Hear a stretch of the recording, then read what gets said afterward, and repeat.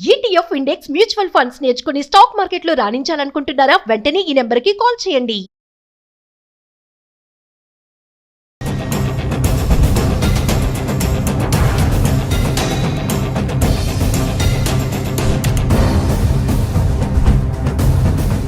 Hello viewers, welcome back to our channel. మరి Trump తీసుకునే నిర్ణయాలు కానీ డెసిషన్స్ కానీ చాలా ఫాస్ట్గానే చూస్తున్నాం. ఎందుకంటే ట్రంప్ రూల్ అలా ఉంటుంది.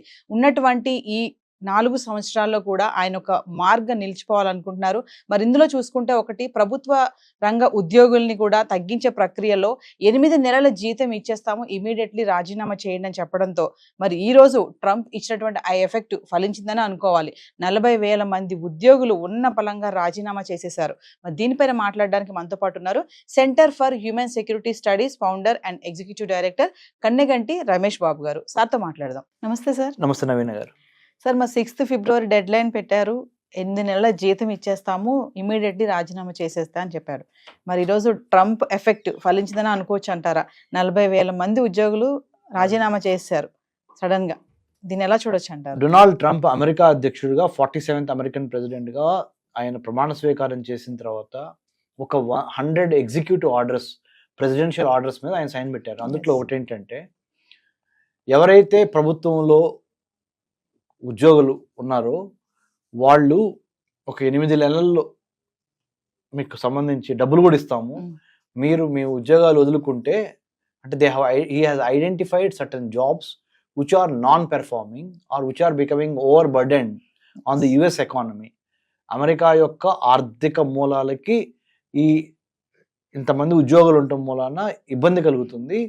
అవుట్పుట్ ఏమో తక్కువగా ఉంటుంది, ఖర్చు ఏమో ఎక్కువ అవుతుంది. ఆ ఖర్చు ఆదాయాన్ని బ్యాలెన్స్ చేయటం కోసం అమెరికా ప్రభుత్వంలో పనిచేస్తున్న కొంతమంది ఉద్యోగుల్ని, కొన్ని పోస్టుల్ని గుర్తించి వాళ్ళని మీరు తప్పుకోండి, వాలంటీర్గా స్వచ్ఛందంగా తప్పుకోండి, లేదా నేనే తొలగిస్తాను మిమ్మల్ని. స్వచ్ఛందంగా తప్పుకుంటే నేనేం చేస్తాను, ఒక 8 నెలలు శాలరీ మీకు ముందలుగానే ఇచ్చేసేస్తాను. దాంతోపాటుగా ఇంకేదైనా అవకాశాలు ఉంటే కూడా తర్వాత ఫ్యూచర్లో మేము కన్సిడర్ చేస్తాము. So try to respect what we have, what we wanted to do. Reduction of government employees in the governance framework, so that we don't need to spend much on the salaries part. ఆ విధంగా అమెరికాకి మేలు జరుగుద్ది అనేది ఒకటి. రెండోది, మరి ఎంతమంది విల్లింగ్ గా ఉంటారో ఉండరో అనుకొని చాలా ఆసక్తి ఉంది. ఏమైనా గొడవ చేస్తారా ఉద్యోగస్తులు మన భారతదేశంలో, లేకపోతే మన ఆంధ్ర తెలంగాణలో, మిమ్మల్ని ఉద్యోగాల నుంచి మేము తీసేయమంటున్నాము, పక్క తప్పుకోమంటున్నాం అనగానే మన వాళ్ళు రోడ్డు ఎక్కుతారు. రోడ్డు ఎక్కి చాలా ప్రొటెస్ట్ చేస్తారు. చాలా ఉద్యోగాల సంఘాలు అందరూ ఒక జాయింట్ యాక్షన్ కమిటీ ఏర్పాటు చేయటం. మరి అమెరికాలో ఇది ఎందుకు జరగట్లేదు అన్నప్పుడు, అమెరికాలో అంటే వాళ్ళు ఇచ్చే బెనిఫిట్స్, కాంపెన్సేటరీ బెనిఫిట్స్ ఒకేసారి లంసమ్ 8 months కలిపి ఒకేసారి ఇస్తాను, ప్లస్ వాలంటరీగా తప్పుకుంటే మిమ్మల్ని పాజిటివ్గా కన్సిడర్ చేస్తాం అనేది వాళ్ళకి సింకిన్ అయినట్టుంది. అమెరికన్ ప్రెసిడెంట్ చెప్పింది వాళ్ళకి నచ్చే విధంగా చెప్పుండొచ్చు, లేదా గత్యంతరం లేక చేస్తూ ఉండొచ్చు. ఏదైనప్పటికీ తప్పుకోవడం మంచిదిలే అని అందరు తప్పుకోలేదు.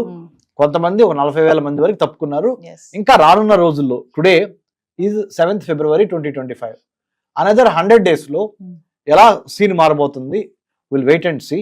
But definitely internal revenue service తీసేసి ఎక్స్టర్నల్ రెవెన్యూ సర్వీస్ పెట్టాడు అమెరికన్ ప్రెసిడెంట్ డొనాల్డ్ ట్రంప్. అంటే అర్థం ఏంటంటే, అమెరికన్ సిటిజన్స్ ఎవరు ఇన్కమ్ ట్యాక్స్ కట్టక్కర్లా, ట్యాక్స్లు కట్టక్కర్లా, మీరు హ్యాపీగా డబ్బులు ఖర్చు చేసుకోండి. మీరు డబ్బులు ఖర్చు చేస్తే అది ఎకానమీ రొటేషన్ అవుద్ది, బయ్యింగ్ అండ్ సెల్లింగ్ పెరుగుద్ది. పెరగటం మూలన మా ఆర్థిక వ్యవస్థ మళ్ళీ ట్రాక్ ఎక్కుతుంది.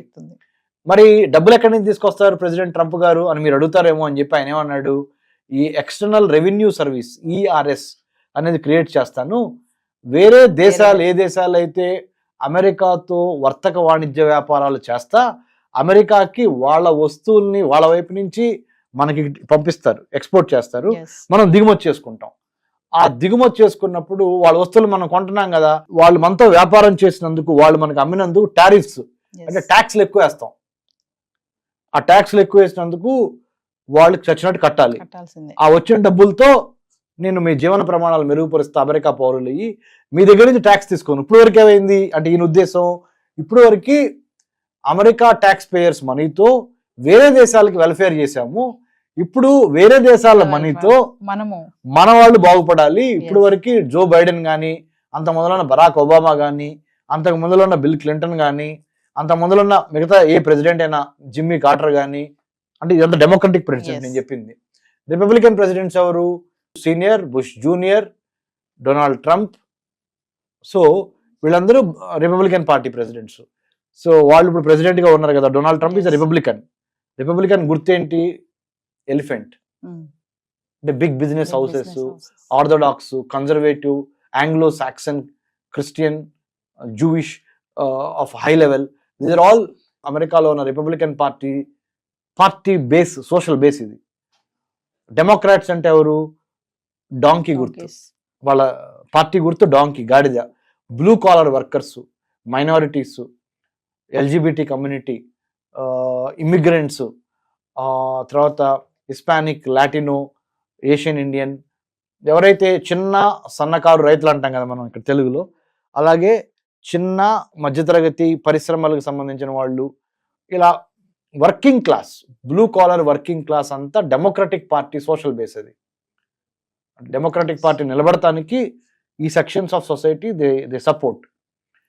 రిపబ్లికన్ పార్టీ నిలబడటానికి ధనవంతులు, big business houses, big corporates like Elon Musk లాంటి వాళ్ళు, వీళ్ళందరూ రిపబ్లికన్స్ కొన్నారు. సో ఇది అమెరికా యొక్క ముఖ చిత్రం. అంటే సార్ ట్రంప్ ఏ చేయాలనుకుంటున్నారో అది స్ట్రైట్ ఫార్వర్డ్ గా వెళ్ళిపోతున్నారని అనుకోవచ్చు అంటారా? ఎక్కడ ఆగకుండా సోఫార్ ఏదైతే ఎలక్షన్స్ లో ప్రామిస్ చేశాడో అది చేయటంలో ఎటువంటి తాత్సర్యము అంటాం తెలుగులో, అంటే ఎటువంటి టైం వేస్ట్ చేయట్లా. He is not wasting a single minute on what he has promised during elections after he has won the election and took over as the 47th president of the United States of America. The moment he has taken over the responsibility, he is making sure that not even a single day is wasted and single promise is unheard. అంటే ఇంక ఇది last కదా, ఈ 4 years లో కూడా ఈయన mark ఒకటి ఉండిపోవాలి అన్నట్టు. According to the Constitution of United States of America, you are not supposed to run for the third term.